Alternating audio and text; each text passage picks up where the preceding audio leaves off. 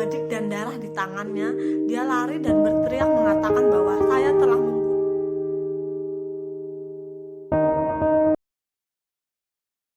Halo, assalamualaikum warahmatullahi wabarakatuh. Ya baik, ketemu lagi dengan saya Rani Hindayasi. Hari ini saya akan bercerita tentang misteri pembunuh yang dianggap sebagai pahlawan di desaku. Ya, hal ini berawal pada tahun 1990-an. Jadi pada saat itu kendaraan itu yang ada hanya sepeda, tidak ada telepon genggam dan tidak ada hal yang lain. Nah, pada saat itu ada seorang preman kampung. Jadi preman kampung ini dia suka minta memajak, alias kayak minta uang sama seluruh warga. Jadi ini warga pada resah semuanya karena dia tidak berani keluar dari rumahnya, karena kalau keluar didapat dengan preman-preman ini, maka mereka akan dimintain sejumlah uang. Nah, oleh karena itu ada satu pemuda ini cukup tampan, namanya itu KD, itu singkatan ya, inisial. Jadi inisialnya itu KD.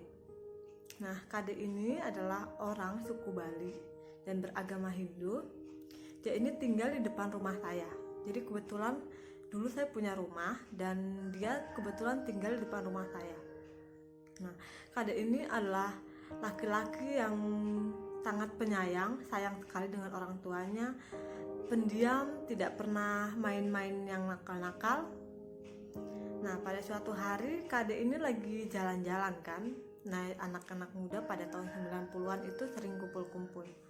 Nah, saat mereka kumpul-kumpul, mereka bertemu dengan preman-preman ini. Dan preman-preman ini meminta uang, sama halnya seperti sebelum-sebelumnya. Karena ini KD tidak memberikan uang, maka kendaraan yang KD miliki, yaitu sepeda, diinjak-injak, dihancurkan oleh preman-preman ini. Nah, karena itu KD itu merasa dendam. Dia merasa dendam karena tidak ada satu kampung yang berani kepada preman-preman ini.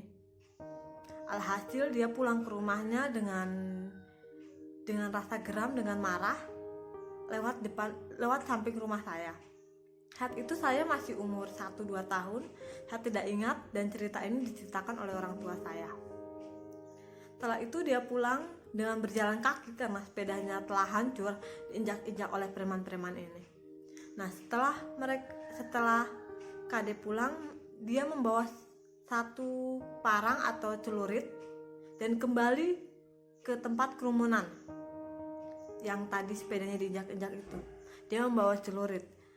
Entah apa maksud dari dia membawa celurit itu. Nah, setelah itu saat dia kembali membawa celuritnya ia simpan. Dia bertemu lagi dengan preman-preman ini yang sedang lagi minum minuman keras. Nah, tidak lama setelah itu terjadilah perkelahian antara KD ini dengan preman ini, preman yang nakal ini kan. Setelah perkelahian, preman ini tiba-tiba mengambil sebuah kayak badik kalau bahasa di sini ya, mengambil badik punya temannya dan rencana ingin membunuh si KD ini.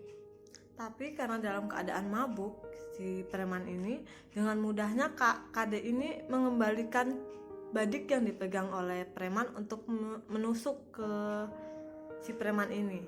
Alhasil si KD membunuh si preman ini. Jadi premannya meninggal karena pembunuhan yang dibunuh oleh KD.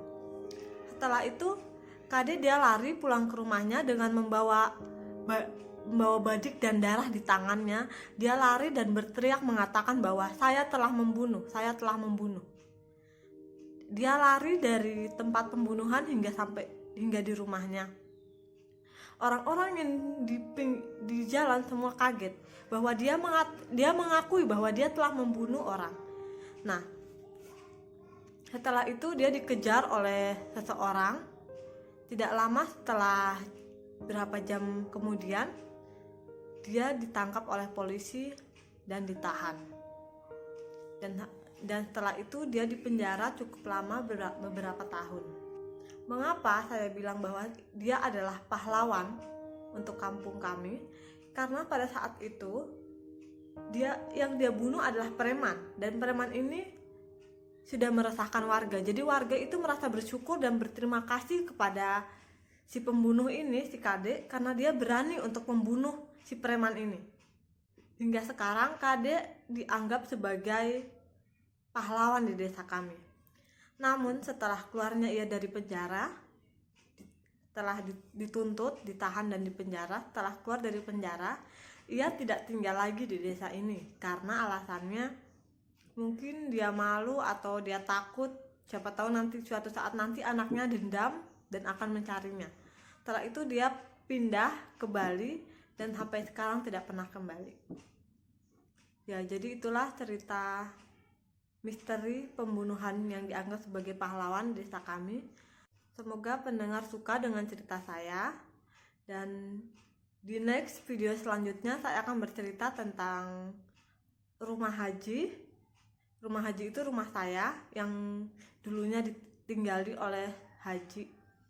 Jadi jangan kemana-mana, tetap tonton terus video saya. Dah.